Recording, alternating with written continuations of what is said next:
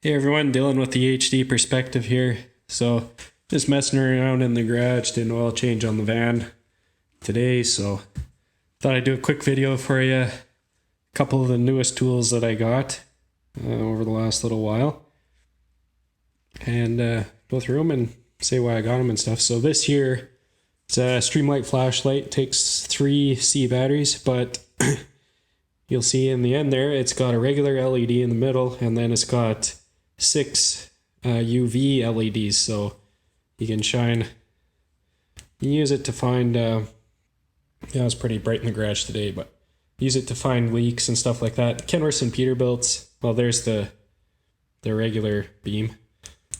Kenworth and Peterbilt's, they come from the factory with dye injected in the AC system, so I had that on my wish list on Amazon for quite a while, and then I noticed one day that it had dropped down by half, so normally it was sitting around 60 bucks, I think, and then all of a sudden one day it was 30, so I scooped it up. And I don't know, that's kind of a strategy I like to use when buying stuff on Amazon. I never actually buy something right away. I just put it on my wish list, and then I kind of watch it for a while, and it'll tell you if it's come down in price or whatever. And yeah, and when it does, then I'll buy it. So same kind of deal happened with these hex keys or Allen keys. I guess these are supposed to be the answer for rounding out Allen bolts. And I guess the reason for that is, if you look at the end, there's a little bit of a, kind of comes in a little bit on the flat part there.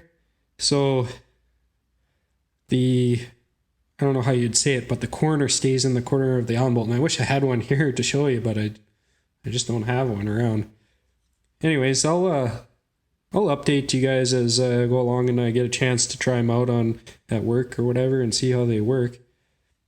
But yeah, I thought they were kind of a neat idea. It's called the Hex Plus, so they've got a patent on it, of course.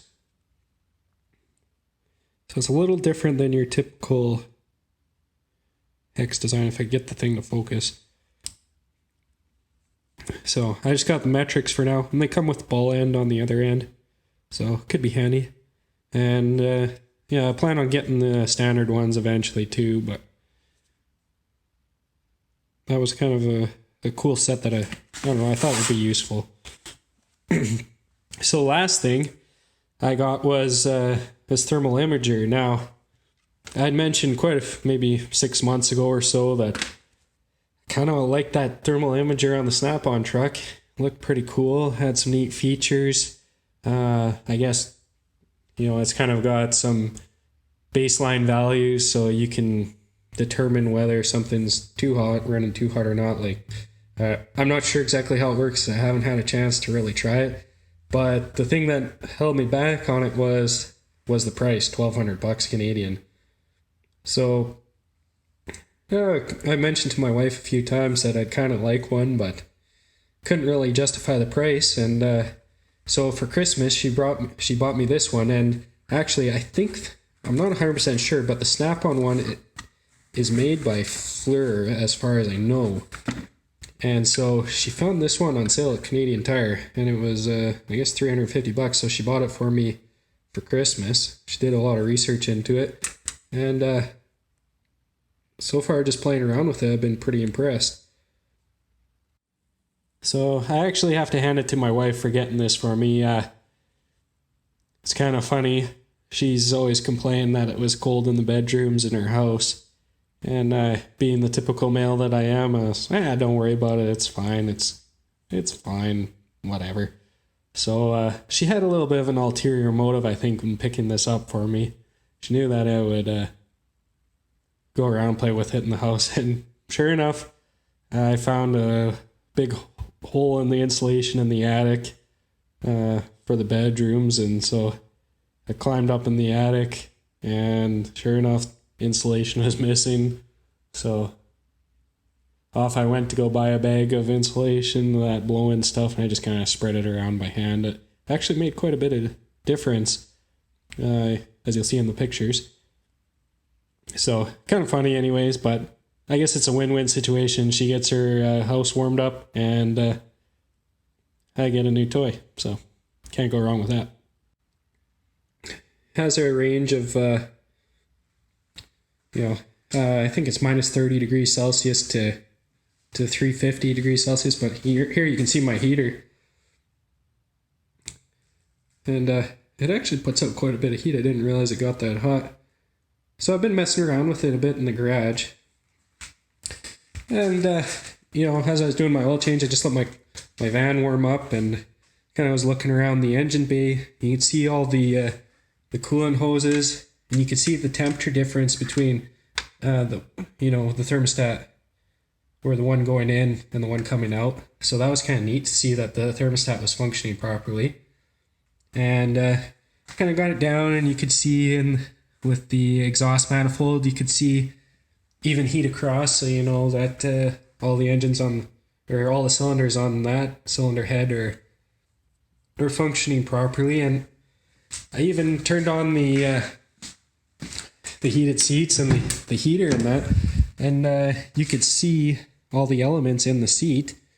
And the heater vents, the van was still just warming up, so it wasn't super hot, but you could tell where everything was, and it was pretty cool. So I really look forward to giving this whirl at work, trying it out for a few months, and I'll do a full video review once I kind of get the hang of it. And I think you kind of need to have a baseline of stuff before you can use it effectively, maybe.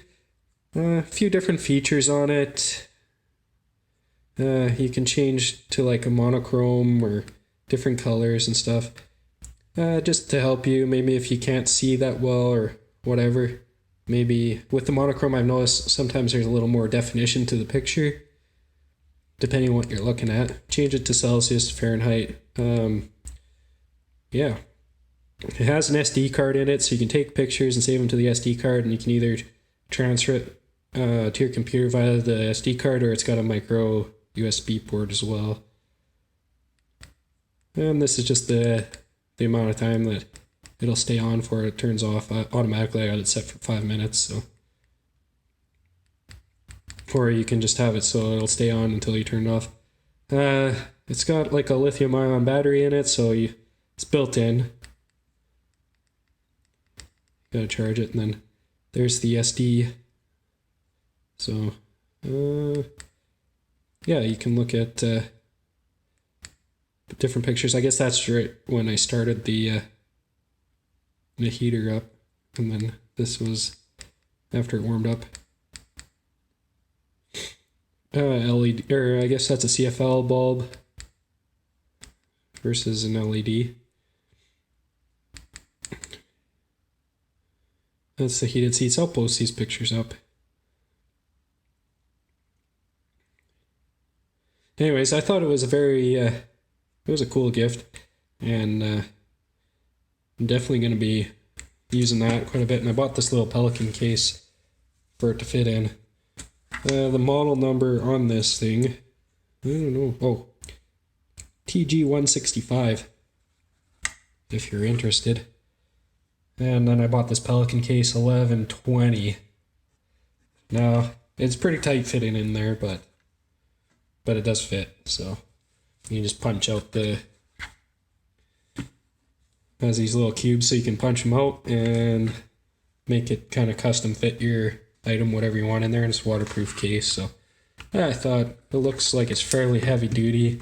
Should take a beating, fit in the drawer of my toolbox and everything.